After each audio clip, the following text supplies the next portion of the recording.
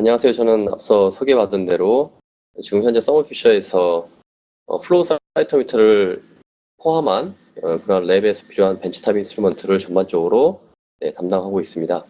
아마 저는 이 웨비나가 지금 세 번째 정도 되는데요. 첫 번째와 두 번째는 이보스라는 형광 현미경, 형광 이미징 관련해서 여러분들께 한번 또 인사를 드렸던 기억이 납니다. 오늘은 플로우 사이토미터의 주제를 가지고 기본 원리와 또 기본적인 어떤 데이터 읽는 그런 그래프, 그리고 또한 최신 어드밴스드 테크닉이라든지 아니면 또 요즘 한참 많은 관심 받고 있죠. 퍼스널라이즈드, 결과적으로 내가 개인적으로 장비를 사서 개인 실험 랩 단위에서 바로바로 내가 원할 때 언제 어디서나 쉽고 빠르게 편리하게 결과를 낼 수 있는 그런 퍼스널라이즈드 테크닉에 대해서 요즘 어떻게 플로우 사이토미터 시장, 그리고 플로우 사이토미터에 관련된 어떤 그 실험들이 변화하고 있는지에 대해서 여러분들께도 말씀을 드리겠습니다. 그러면 지금부터 플로우 사이토미터에서 간단한 기본 내용에 대해서 좀 보도록 하겠습니다. 들어가기 앞서서 이 어쿠스틱 포커싱 플로우 사이토메트리라는 이름을 좀 기억을 해주시고요. 이 부분은 뒷부분에 설명을 드리도록 하겠습니다. 네, 여러분들 뭐 워낙에 아실 겁니다. 플로우 사이토미터 딱 검색을 해보면 바로 이런 부분의 내용들이 쉽게 검색이 되실 겁니다. 말 그대로 플로우, 흐르는 어떤 유체 상태에서 거기에 내가 필요로 하는 확인하고자 하는 셀이나 아니면 입자, 파티클을 그 어떠한 방식의 레이블링을 통해서 우리가 눈으로 볼 수 있게끔 아니면 형광으로 볼 수 있게끔 확인을 해서 레이블링을 하고 그것을 기계적인 시스템으로 읽어내는 방식입니다. 결과적으로 아주 마이크로한, 정말 싱글셀 단위로까지의 그 카운팅 가능하시고요. 그리고 그 셀에 대한 어떤 현상들, 생리학적, 물리학적, 면역학적, 이런 화학적 부분들에 대한 그 특징을 이 장비를 통해서 알아내실 수 있습니다. 그래서 결과적으로 셀 바이올로지를 하시는 분들은 셀 어널리시스를 하기 위한 반드시 필요한 장비라고 할 수 있겠습니다. 요즘 또 이미징과 동일선상에서 가장 많은 관심을 갖고 있는 장비이기도 합니다. 맨 왼쪽에 이쪽 부분에 이미징을 하는 부분을 제외하고는 거의 모든 분야에 이 플로우 사이토미터의 실험 기법은 적용이 될 수 있습니다. 그래서 혈액을 하신 분들은 아마 면역학적으로 많이 하실 거고요. 이런 튜머 셀이라든지 아니면 스템셀 하시는 분들, 또 셀 쪽으로도 많은 요즘 실험을 하고 계시죠. 네. 플로우 사이토미터의 간단한 구성을 좀 보시면 크게 4가지 시스템으로 보시면 되겠습니다. 첫 번째 플루이딕 시스템. 결과적으로 유체를, 샘플을 흘려주는 시스템이죠. 어떻게 흘려주느냐에 따라서 결과에 대한 영향을 지대하게 미치게 될 거고요. 흐르는 그 형광으로 레이블링이 된 셀이 이 유체 속에서 흘러갈 때 그때 레이저와 만나게 되는 부분이 생기게 됩니다. 그로 인해서 형광의 특성상 익사이테이션 이미션 과정을 거쳐서 빛을 발산하게 되겠는데요. 바로 그 레이저를 맞아 이 레이저와 셀이 만나는 이 부분이 바로 플로우 셀이라고 저희가 이제 명명을 하죠. 바로 광원, 형광을 보기 위해서는 반드시 필요한 광원의 존재가 바로 이 레이저 시스템이고요. 광원 중에는 현재 존재하는 모든 광원 중에 가장 파워풀하고 가장 인텐시티가 높은 광원이 바로 레이저가 되겠습니다. 여러분들 컨포컬에 레이저가 장착이 되어 있는 것처럼 아주 아주 스페시픽한 어떤 아주 감도가 좋은 광원을 사용할 때는 바로 이 레이저를 사용하게 되어 있습니다. 그렇게 해서 형광 레이블링 된 셀이 레이저에 의해서 익사이테이션 되고 방출되는 이미션 빛을 바로 이 옵틱 시스템에서 받아들이는 거죠. 그래서 결과적으로 각각의 PMT라는 광증폭 장치에 들어가게 됩니다. 예를 들어 뭐 파란색으로 나는 다피로 염색을 했다. 그러면 이쪽 파란색 PMT로 이미지 형광이 전송이 되겠죠. 그런 다음에 이 PMT에서 광을 증폭을 하게 됩니다. 그런 다음에 증폭된 광원은 바로 일렉트로닉 시스템으로 가서 우리가 눈으로 보는 그 그래프화, 닷블랏, 히스토그램 이런 그래프로 전환을 하게 되는 거죠. 그래서 여러분들께서 그래프로 이미지를 그 결과를 분석된 데이터를 확인하실 수 있으시게 되시겠습니다. 뭐 간단하게 말씀드리면 그러면 그 중에 이제 가장 기본적으로 사용하는 것이 이 바로 포워드 스캐터, 사이드 스캐터, 그리고 그 다음에 형광, 이렇게 가장 세 가지로 압축할 수 있겠는데요. 그 중에 포워드 스캐터는 그 세포, 샘플의 사이즈를 나타내게 되어 있습니다.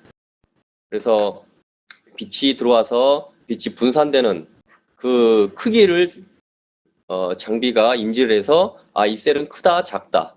크기와 관련된 부분은 FSC, 포워드 스캐터고요. 사이드 스캐터는 빛이 반사를 하게 됩니다. 네, 그래서 셀 내에 많은 그래뉼, 뭐 어떤 셀 내에 과립들이라든지 입자들이 많이 존재하게 된다면 그만큼 많이 꺾여 나가게 되겠죠. 그래서 그 많이 꺾여 나가는 부분만큼 비례해서 그 셀 내에는 여러 가지의 다른 입자들이 있다, 존재한다라고 판단을 해서 셀 내에 어떤 뭐 과립들이 많이 있나, 그래서 그래뉼리티를 본다라고 말씀드리죠. 그래서 셀을 두 가지를 이렇게 분리를 하게 돼 있습니다. 포워드 스캐터는 크기, 사이드 스캐터는 세포 내에 어떠한 물질들이 어떤 뭐 여러 가지의 뭐가 있을 수 있는데 그게 얼마나 많이 있느냐, 그렇게 구분을 지어 볼 수 있겠습니다. 그래서 지금 류코사이트를 제가 예를 보여드렸는데요. 가장 많이 접해 보셨을 이런 그림이라고 생각이 됩니다. 홀블러드, 전열에서 레드블러드 셀, 적혈구를 제거하고 남는 부분이 바로 이 백혈구, 류코사이트라고 할 수 있는데요. 그 류코사이트도 이렇게 세 가지로 종류가 나뉠 수 있습니다. 여러분들 보시다시피 X축이 포워드 스캐터, 그래서 사이즈, 사이즈이고요. Y축이 사이드 스캐터, 그래뉼리티입니다. 그래서 맨 아래 왼쪽에 존재하는 가장 작으면서도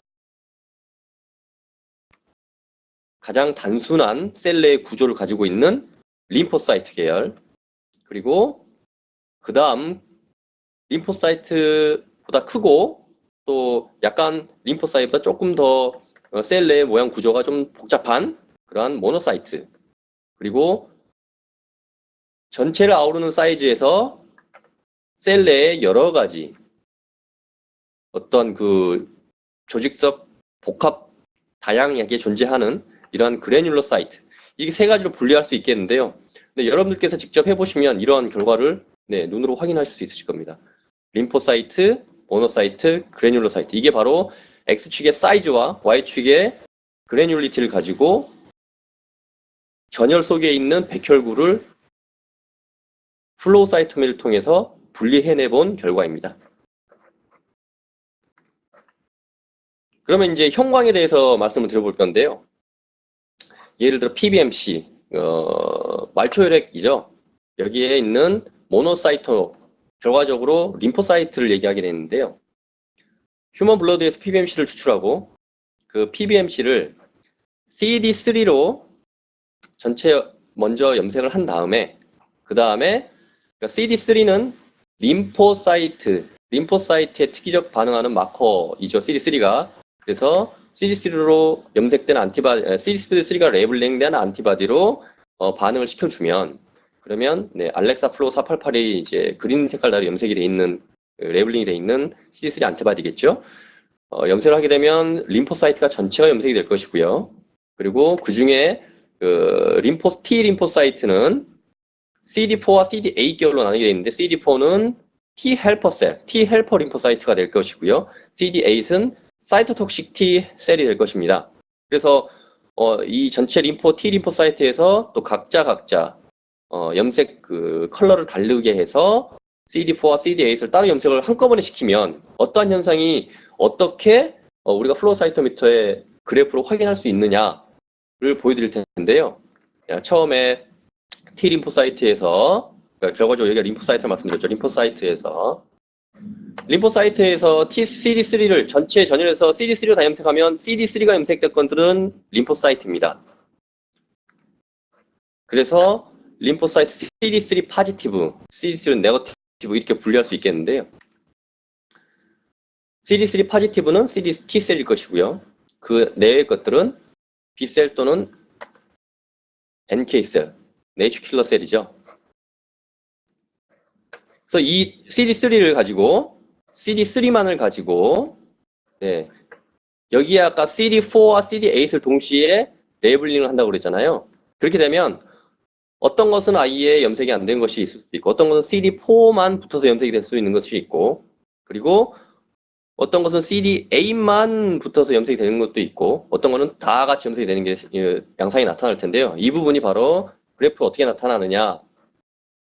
X축을 CD4로 놓고 Y축을 CD8으로 놓는다라고 하면 포지티브, 포지티브, 네거티브, 네거티브입니다. 그래서 나누게 되면 CD4 포지티브, CD8 포지티브 이렇게 분류를 되게 됐죠.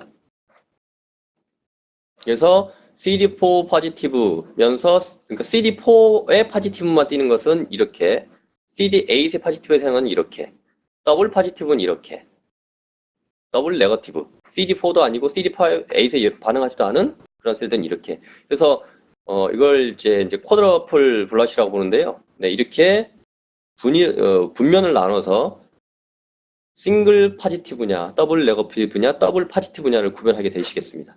이게 가장 기본적인 플로우 사이토미터의 분석 원리입니다. 네. 자, 그러면 이 플로우 사이토미터가 매우 많은 플로우 사이토미터를 매우 많은 브랜드, 여러 가지 종류의 브랜드들에 의해서 플로우 사이토미터가 판매되고 있고 또 여러분들이 접하게 되는데요. 그 기본 원리는 다 동일합니다. 지금까지의 그 기본 원리는 다 동일했습니다. 근데 제가 오늘 설명드릴 거는 제가 감히 어드밴스드 테크닉이라고 말씀을 이제 기재를 해놨어요. 이 부분이 어떤 부분이냐라고 한다면 플로우 사이토미터를 사용해 보셨던 분들은 아마 깜짝 놀라실 겁니다. 어떠한 테크닉으로 인해서 분당 12.5람다 아주 최소한의 유속으로 돌릴 수 있으면서 맥시멈 분당 1000람다 1ml까지 속도를 높여서 돌릴 수 있는 이러한 이제 테크닉이 개발이 됐고요. 이로 인해서 여러분들이 누릴 수 있는 어떤 그 어드밴테이지는 제가 뒤에 또 말씀을 드리겠습니다. 그리고 또 여러분들께서 가장 플로우 사이토미터에 애를 먹는 부분이 바로 컴펜세이션 부분이겠는데요. 네, 저는 이 부분을 설명드릴 때 항상 그 고객분들과 이러한 내용의 상담을 합니다. 지극히 사용자 주관적인 결과를 내게 하는 것이 바로 이 플로우 사이토미터라고 말씀드리는데요. 그 이유는 컴펜세이션을 어떻게 하느냐에 따라서 동일한 샘플일지라도 A 연구원분과 B 연구원의 컴펜세이션 기준이 다를 경우에 서로 또 다른 결과가 나온다는 거죠. 그래서 아무래도 이 공동 장비실에 있는 그러한 플로우 사이토미터는 오퍼레이터가 따로 계시는 이유 중에 하나라고 생각을 합니다. 그러나 또 최근에 개발된 이러한 테크닉으로 인해서 여러분들께서 아예 컴펜세이션을 하지 않게 만들어 드린다면 컴펜세이션을 통한 그러한 데이터의 베리에이션이나 아니면 실험자들 간의 베리에이션이나 그런 부분들을 쉽게 통합해낼 수 있다는 점에 어떤 장점이 있을 수 있을 것이고요. 또 하나로 본다면 항상 기계가 내주는 그 결과가 정확하다라고 신뢰를 하신다면 그 결과에 의해서 전혀 베리에이션이 없는 일정한 결과값을 얻어내실 수 있다는 것입니다. 모든 컬러가 다 컴펜세이션 안 하면 좋겠지만 저희는 2컬러에서 최대 6컬러 아예 컴펜세이션 없이 그러니까 컴펜세이션 여러분들이 생각하실 때 오토 컴펜세이션이냐라고 생각하실 수도 있는데요. 그 오토 컴펜세이션은 여러분들이 그 컴펜세이션 컨트롤 비드나 아니면 따로따로 염색한 샘플을 가지고 포지티브, 네거티브를 맞는다든지 아니면 언스테인드 컨트롤을 통해서 여러분들께서 이제 어떤 그 영역을 설정을 하시고 난 다음에 장비에 러닝을 하시면 그러면 그 후에 장비가 그 영역에 설정된 그 값에 의해서 자동적으로 컴펜세이션을 해주는 경우가 생기겠죠. 그 부분이 바로 오토 컴펜세이션이고요. 이 no compensation은 아예 그런 과정조차도 필요 없다라는 것을 다시 한번 말씀드립니다. 그리고 플랫탑 레이저 시스템, 이 부분은 보통 이 레이저의 얼라인먼트가 아주 하이엔드급의 장비가 아니라면, 아주 고스펙의 최성능의 최고 성능의 장비가 아니라면 미러를 통한 시스템이 될 겁니다. 미러 반사경을 통해서 레이저가 반사돼서 그게 셀에 전달되는 그런 시스템일 텐데요. 그런 부분이 조금만 흔들려도 바로 데이터를 쓸 수 없는 그런 결과들이 나오겠죠. 그런 부분에 대해서 이 플랫탑 레이저 시스템은 한층 더 스테빌리티가 높은 그러한 결과를 유도해낼 수 있습니다. 그 다음 오토메이션 시스템이라고 되어 있는데요. 바로 이 옆에 부분이 오토메이션, 오토 샘플러라는 장비입니다. 96L, 384L, DBL까지 다 들어가게 되는 건데요. 장비가 쉐이킹을 하지 않습니다. 그냥 여러분들이 생각하시기에 파이페팅 한다 생각하시면 돼요. 그렇게 샘플을 썼기 때문에 셀에 대한 스트레스 주지 않고요. 또 쉐이크로 인한 크로스오버 컨테미네이션 이런 부분들을 다 없앤 그런 또 오토 샘플러라고 할 수 있겠습니다. 제가 이 오토 샘플러를 보여드린 이유는 장비의 속도와 오토 샘플러가 결합을 했을 때에는 어마어마한 시간 효율이 발생을 할 것이다 라는 어떤 예상의 이러한 오토 샘플러를 또 올려놔봤습니다. 기존에 여러분들이 가장 잘 알고 계시는 플로우 사이토미터의 형태인데요. 이러한 원리를 하이드로 다이나믹 포커싱 시스템이라고 말씀을 드립니다. 그래서 쉬스 플루이드와 내 샘플의 유속을 변화시켜서 유속의 차이를 두어서 쉬스 플루이드 압력을 세게 결과적으로 속도를 높이 한다면 내 샘플은 천천히 지나가게 될 것이고요. 그래서 셀들이 가운데로 정렬해서 잘 들어가게 됩니다. 바로 이 가운데 포인트에 정확하게 셀들이 찍혀야지만 레이저에 찍혀야지만 정확한 아주 샤프한 그런 결과를 얻을 텐데요. 반대로 쉬스 플루이드의 속도를 낮추고 내 샘플의 유속을 넓혀서 빠른 시간 안에 빨리 찍겠다고 하신다라고 한다면 셀들이 가운데로 정렬을 하지 못하게 되고 옆으로 막 흘러가겠죠. 그러면서 그림에서 보시다시피 이런 네로 픽이 뜨는 게 아니라 브로드한 픽이 뜨게 되겠습니다. 결과적으로 여러분들은 거의 이 바로 속도가 느린 이러한 상황에서의 실험을 주로 하실 텐데요. 근데 앞서 말씀드린 어쿠스틱 포커싱이라고 이제 말씀드렸던 어쿠스틱 포커싱은 동일한 하이드로다이나믹 포커싱의 시스템에 무언가 기능을 덧댄 디바이스가 덧대어진 시스템입니다. 그럼 바로 이게 어떤 시스템이냐면 미리 셀이 이 플로우 셀에 들어가기 전에 그래서 쉬스 플루이드를 만나기 전에 셀을 가운데로 인위적으로 정렬을 시킵니다. 그래서 셀이 수가 많던 적던 가운데 정렬을 미리 시킨 다음에 이 플로우 셀 여기를 통과시키기 때문에 쉬스 플로우의 압력을 낮추든 그래서 분당 12.5람다로 속도로 돌리든 아니면 분당 1ml의 속도로 돌리든 셀은 거의 이 가운데 바로 네로픽을 얻을 수 있는 가장 센시티비티를 높게 얻을 수 있는 이 가운데로 셀들이 통과하게 된다는 얘기죠. 그래서 보시면 느린 유속에서나 빠른 유속에서나 이러한 네로한 피크가 여러분들께 결과를 보여드릴 겁니다. 그 원리가 이건데요. 셀들이 막 이렇게 지나갑니다. 근데 어쿠스틱 포커싱을 켰더니 가운데로 쫙 모이게 되고요. 셀들이 엄청 많기 때문에 다일루션을 통해서 정말 이렇게 싱글셀로 들어가게끔 해버린다면 여러분들은 바로 1ml per 미닛의 속도로 돌릴 수 있겠습니다. 만약에 예를 들어 이제 간단하게 저희가 레코멘드를 해드리는데요. 1ml per 미닛으로 돌리기 위한 가장 맥시멈 셀의 농도는요. 1 곱하기 12 6승 per ml입니다. 그러나 가장 좋게 결과를 볼 수 있는 것은 50만 개, 5 곱하기 10의 5승 셀 퍼 ml의 농도로 다일루션을 할 경우에는 1ml per minut의 속도로 돌리셔도 전혀 데이터에 이상이 없습니다. 이게 이제 그 기능, 이 어쿠스틱 포커싱을 할 수 있는 이 장비 테크닉의 이름이 이제 푸아조 일렉트릭 디바이스라고 하는 건데요. 이게 뭐냐면 울트라 사운드를 주는 거예요. 울트라 사운드를 주는 건데 그러면 선생님께서 깜짝 놀랍니다. 아니 셀을 깰 때 사용하는 그게 초음파인데 이 초음파를 셀에 넣으면 셀 다 죽지 않느냐라고 이제 당연히 의심을 하실 수 있고 질문을 하실 수 있습니다. 저희 이 사운드는 여러분들 태아 볼 때 태아 초음파 검사할 때 쓰는 그 초음파이기 때문에 셀이 안정하다라고 말씀드릴 수 있습니다. 그래서 셀들이 막 지나가다가 이 일렉트릭 디바이스 존을 통과하게 되면 셀이 일렬로 진행을 하게끔 되게 되어 있습니다. 그래서 셀 사이클 어세이를 해본 데이터를 찍어놓은 결과인데요. 12.5람다 퍼 미닛의 속도로 돌렸을 때와 1ml per minute 속도 돌렸을 때 CV 값 거의 차이가 없더라. 아주 그래프가 뭐 뭉개지거나 달라지지 않더라라는 게 이 데이터로 확인할 수 있는 부분이고요.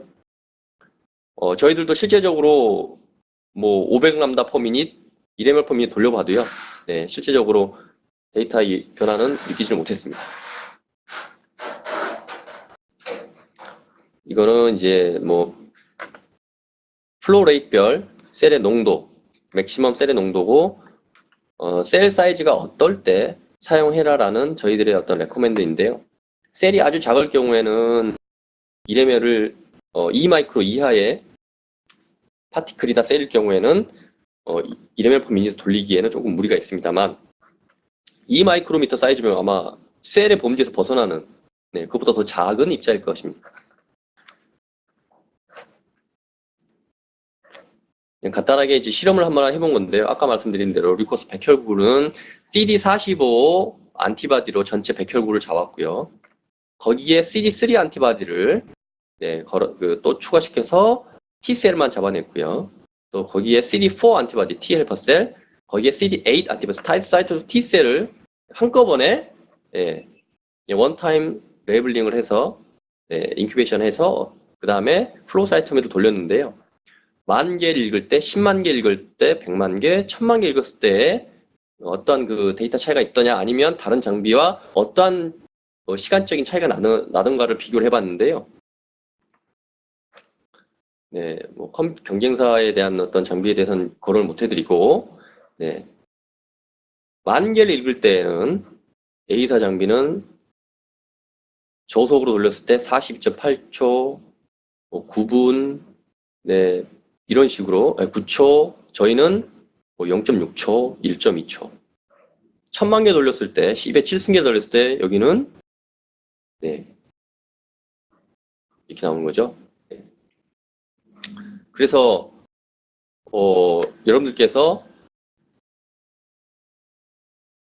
속도의 차이를 느끼시라고 말씀을 드리는 거고요. 이 데이터를 보여드리는 거고요. 결과적으로 데이터 값에는 전혀 흔들림이 없었다라고 말씀을 드립니다.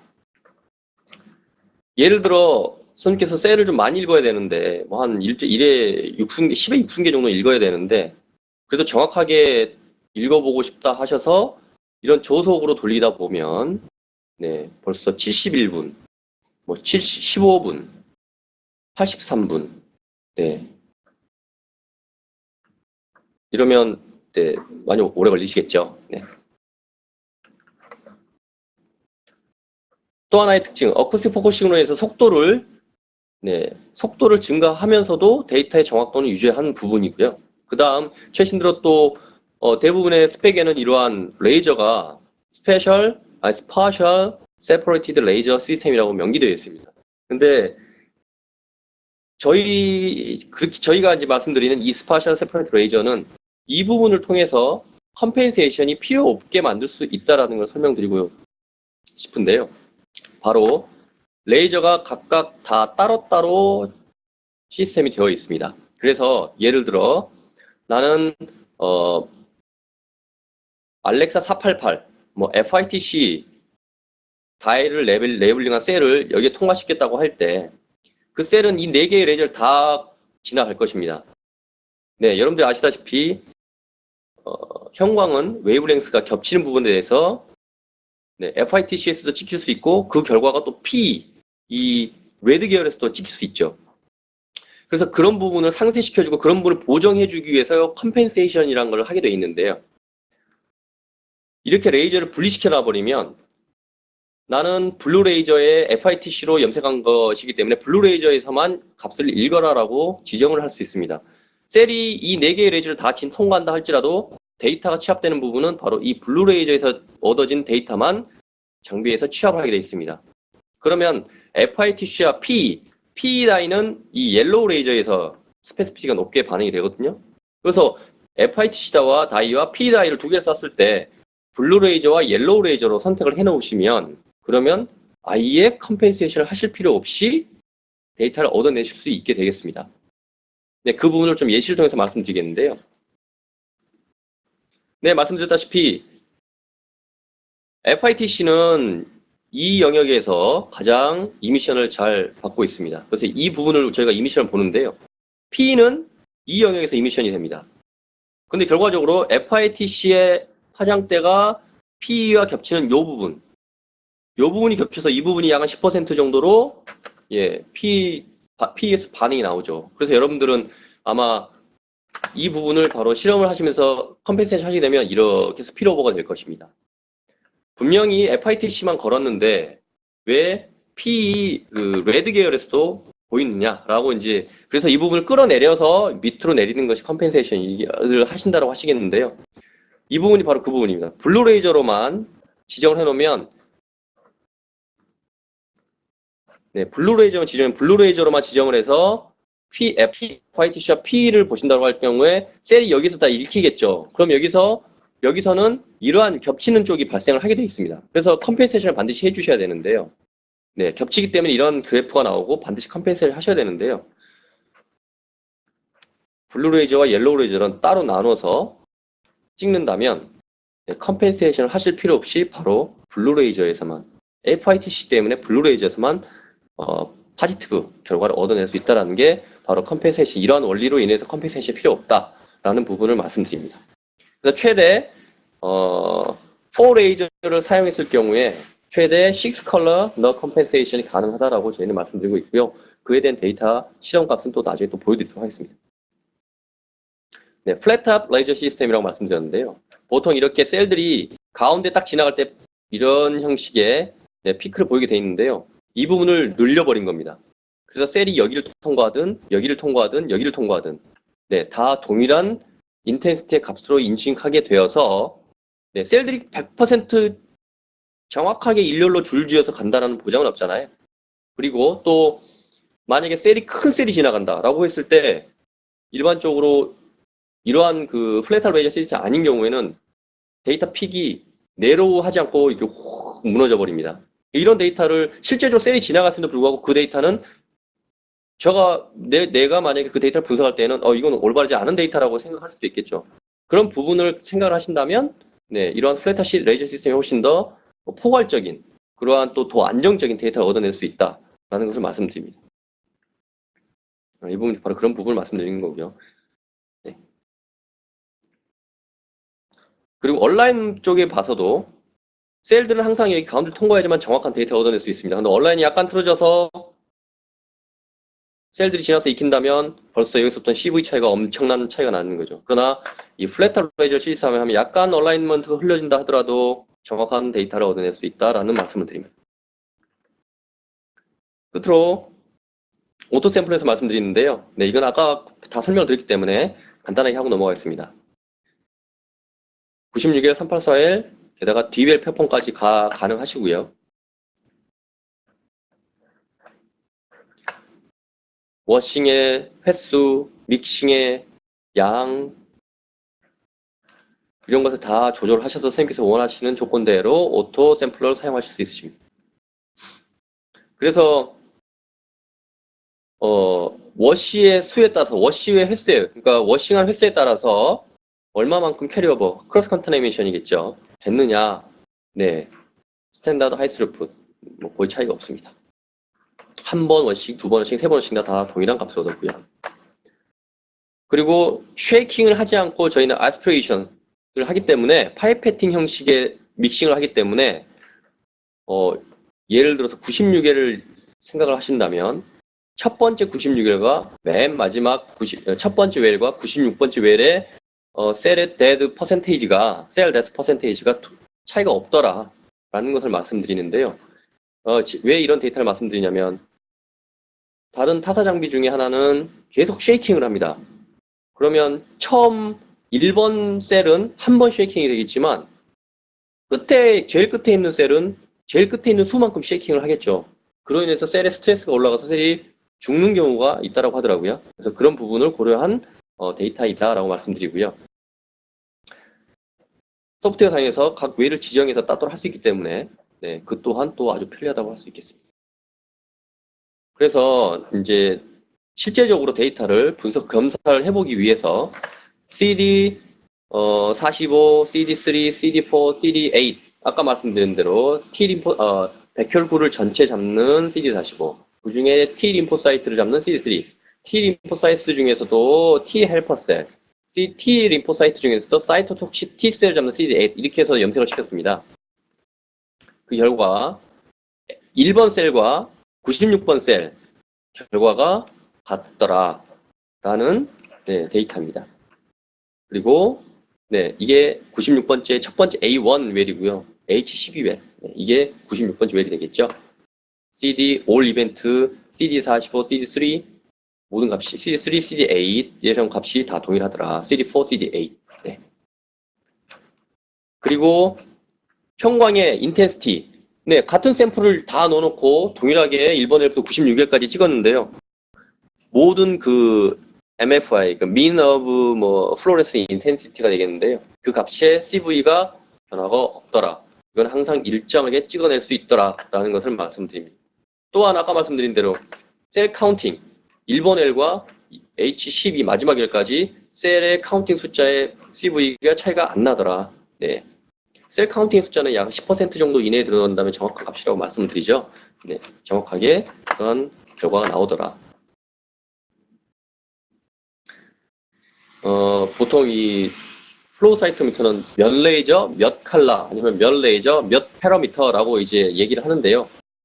보통 최상위 장비는 4레이저 이상 5레이저까지 장착을 하게 되죠. 그래서 4레이저라고 하신다면 바이올렛 레이저, 블루 레이저, 옐로우 레이저, 레드 레이저 이렇게 구분이 되고요. 각각의 레이저마다 익사이테이션 시키는 파장 차이가 있습니다. 바이올렛 레이저는 가장 단파작되기 때문에 파장이 제일 짧고요. 바이올렛 레이저를 통해서 이미션 될 수 있는 다이들이 바로 여기에 각각 이미션 파장대 숫자들이 보이고 있습니다. 그래서 바이올렛 레이저 4가지, 블루 레이저 3가지, 옐로우 레이저 4가지, 레드 레이저 3가지. 이거는 지금 저희 서머피셔의 어티온이라는 장비의 어떤 그런 레이저 구성인데요. 이걸 보여드리는 이유가 레이저로 몇 개가지의 컬러를 볼 수 있다는 걸 보여드리기 위해서 말씀드리는 거고요. 각각의 파장대에 필요한 그러한 가장 레코멘드 되어 있는 다이들을 여기서 볼 수 있겠습니다. 그래서 보통 조금 이제 이런 부분이 구분될 수 있겠죠. 어떤 장비는 2레이저임에도 불구하고 4컬러밖에 안 되는 경우도 생기고 어떤 장비는 1레이저인데 막 5컬러가 나오는 것도 있고 그런 거는 레이저의 어떤 그 퀄리티겠죠. 얼마나 레이저가 좋느냐에 따라서 그런 어떤 이미션 볼 수 있는 파장대들이 다양해진다라고 말씀드릴 수 있겠습니다.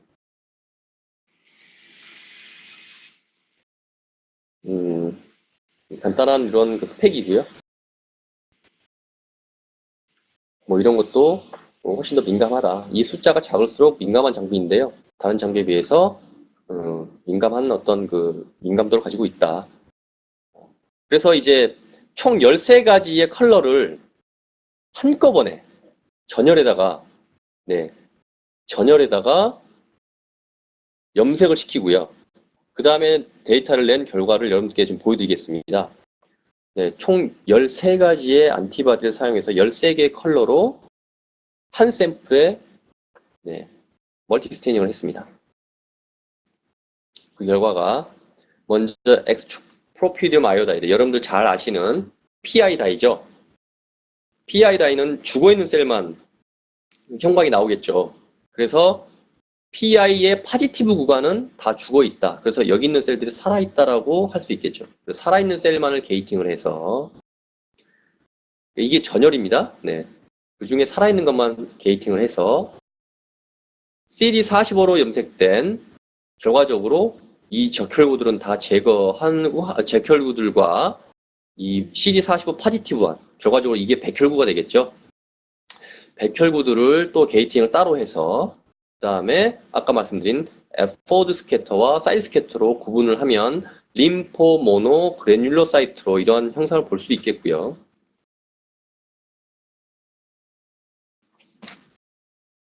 이 부분은 모노사이트, 이 중간에 모노사이트를 게이팅을 해서 CD14와 CD33으로 레이블링한 부분에 대해서 그래프를 봤는데요. CD14는 단핵구, 그러니까 모노사이트를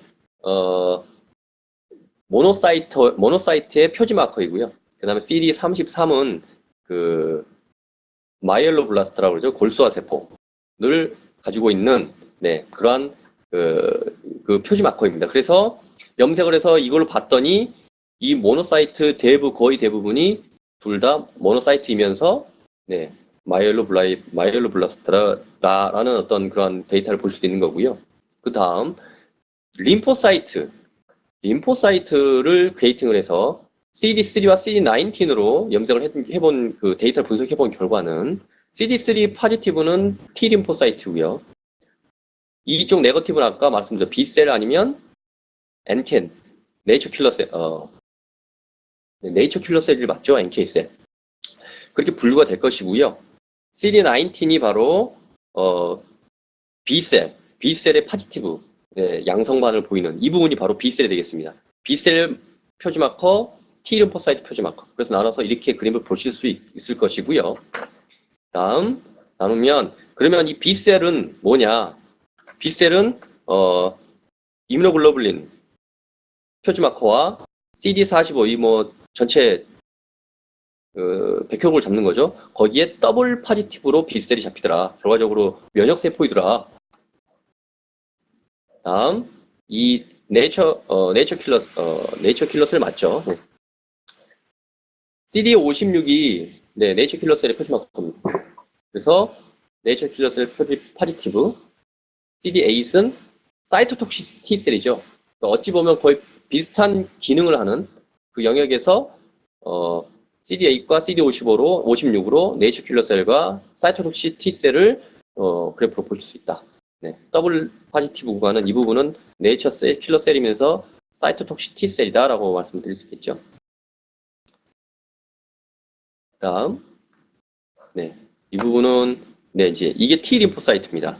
우리가 말하는 T셀을 CD4와 CD8으로 나면 CD4는 T 헬퍼 셀, CD8은 사이토톡시티 셀.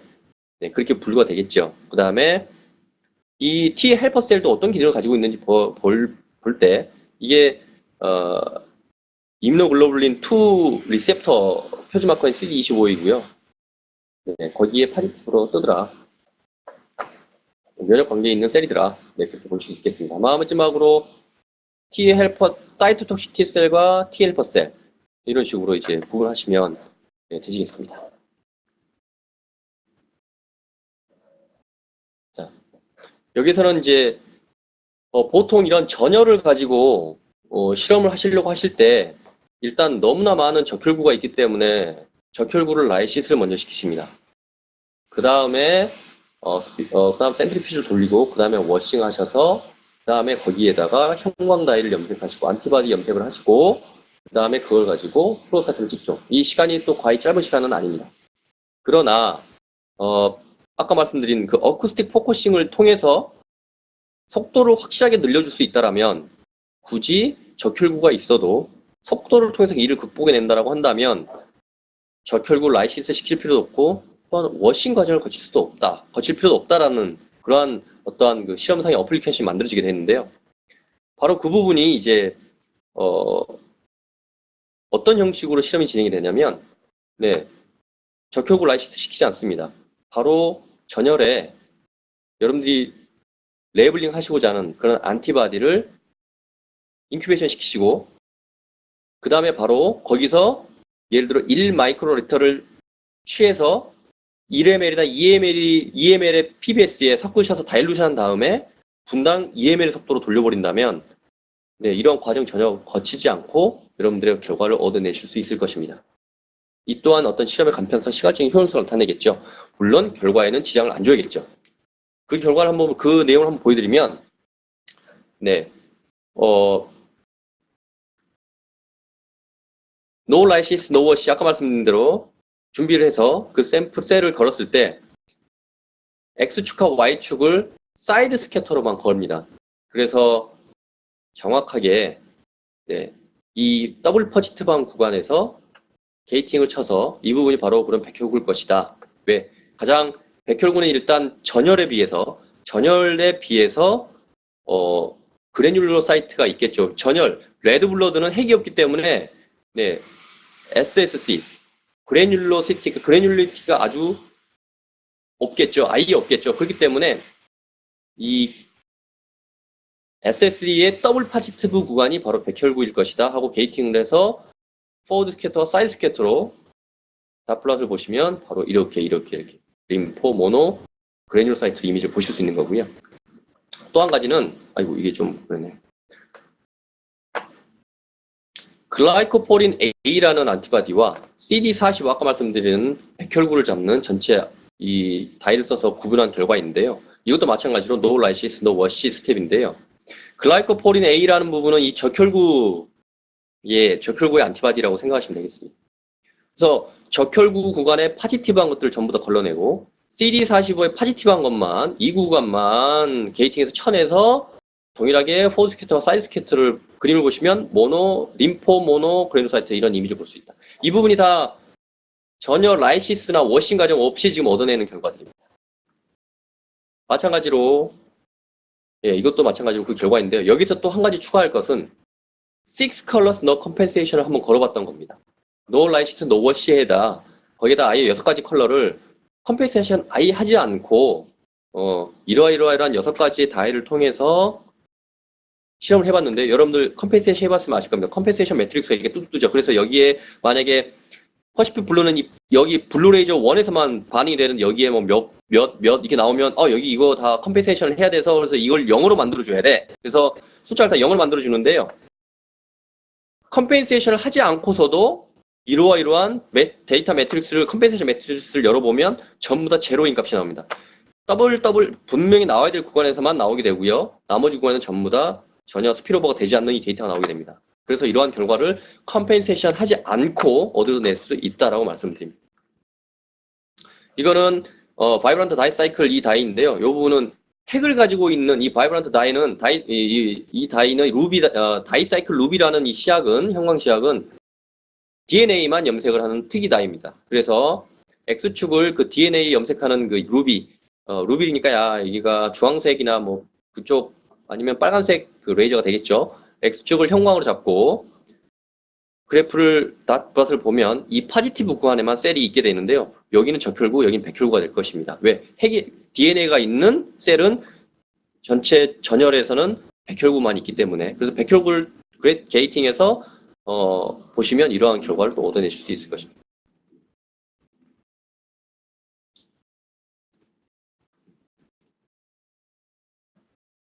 결과적으로 뭐 이러한 전혀 추가적인 시간 없이 또 빠르게 정확한 데이터를 얻어낼 수 있다라면 요즘은 이러한 형식의 기술들이 발전이 돼가고 있고 또한 이 부분들이 개인 실험실에서 유용하게 사용할 수 있는 어떠한 실험의 팁이라고 생각이 듭니다. 간단하게 CD 마커 패널들을 좀 보여드렸는데요. 뭐 이런 부분은 뭐 얼마든지 뭐 구글에서나 이런 걸 찾아보실 수 있으니까요. 이런 부분들을 또 이해하시면 제가 여태까지 말씀드렸던 뭐 CD 뭐냐 이런 것들에 대해서 어느 정도 이해를 하실 수 있을 것 같습니다. 저는 여기까지 발표를 마치고요. 혹시 질문 있으시면 질문해 주시기 바랍니다.